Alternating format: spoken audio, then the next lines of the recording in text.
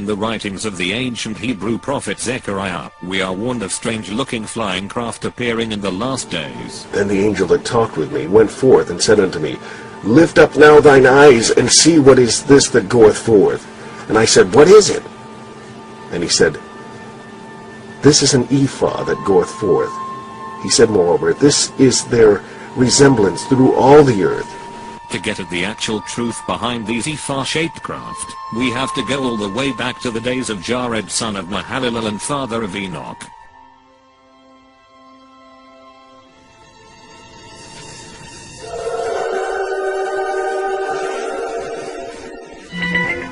In those days, God chose Semyaza to lead 200 from a class of angels called the Watchers. They were to go preach to mankind from Mount Hermon. Dutifully obeying their orders, the Watchers boarded their Merkabahs and headed down to the earth to teach mankind.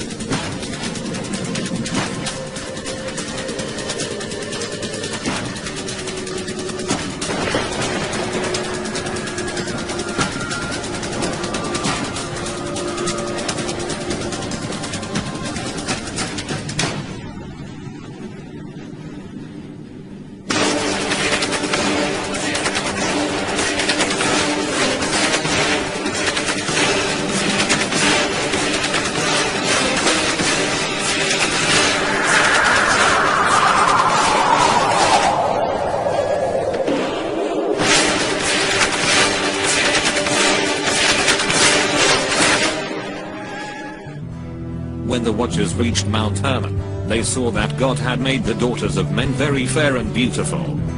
In fact, an insatiable lust for them rose up within every one of the Watchers.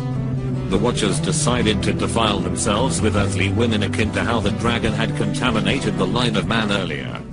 They each chose one wife from amongst the children of men, in order to beget children of their own.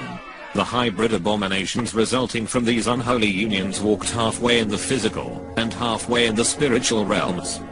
They were called the Nephilim by some, Titans, Jotna, Ashurus, and the Anunnaki by others.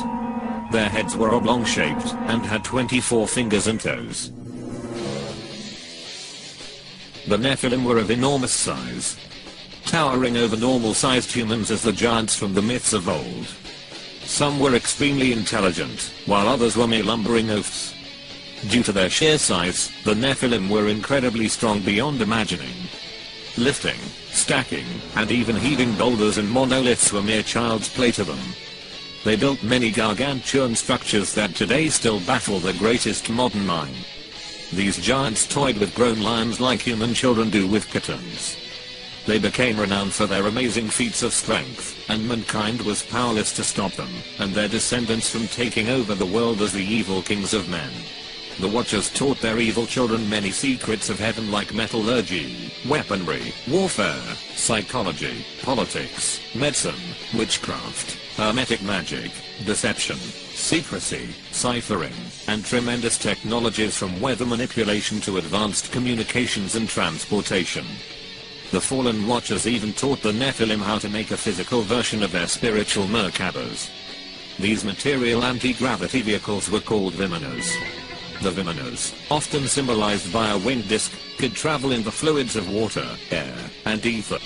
Their propulsion systems were based on concepts like mercury plasma magnetic vortices, constructive implosion, and real force.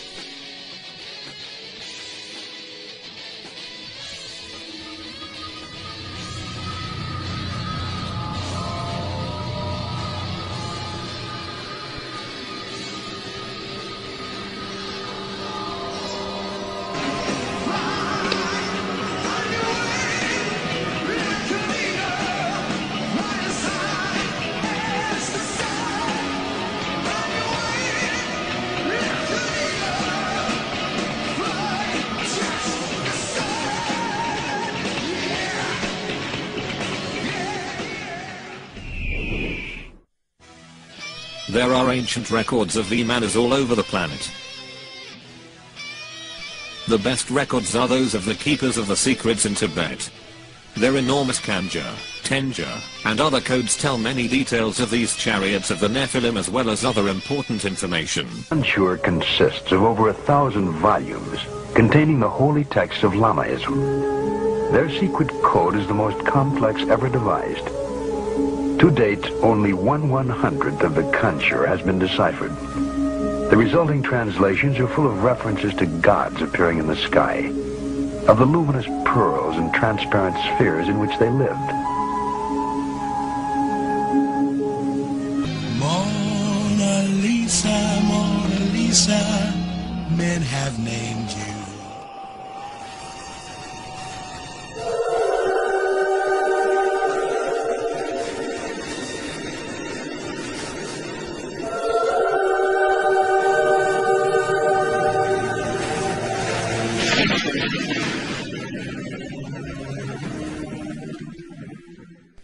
The best publicly known records of VIMANAs are the myriad descriptions of them in the Indian Puranas, Vedas, epics, and other ancient literary works.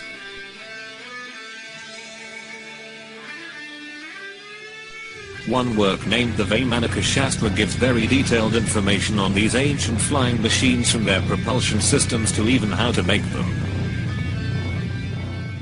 The VIMANA Shastra, or Science of Aeronautics, indicates VIMANAs used a propulsion system based on a combination of gyroscopes, electricity, and mercury. Is this possible? Mercury is an unusual element. Mercury is metal. It's also a liquid, and is a conductor of electricity. Now, there's unusual things you can do with mercury. You can put it into a closed gyroscopic device with mercury spinning around, and then you can electrify it. And studies have been done on this by NASA and by other scientists. And they find that you have levitation effects, anti-gravity kind of effects, and a spinning bright light is part of it too.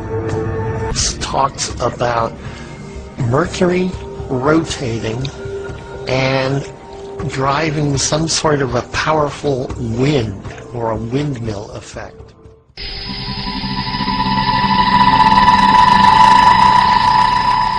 These Indian VIMANAs were used to fight against the Asuras that lived on the White Island continent of Atla. The inhabitants of Atla were much more technologically advanced because of the secrets revealed to them by their fathers, the Fallen Watchers. Their VIMANAs were much more advanced, and they even had a superior new type of craft called Vilexin.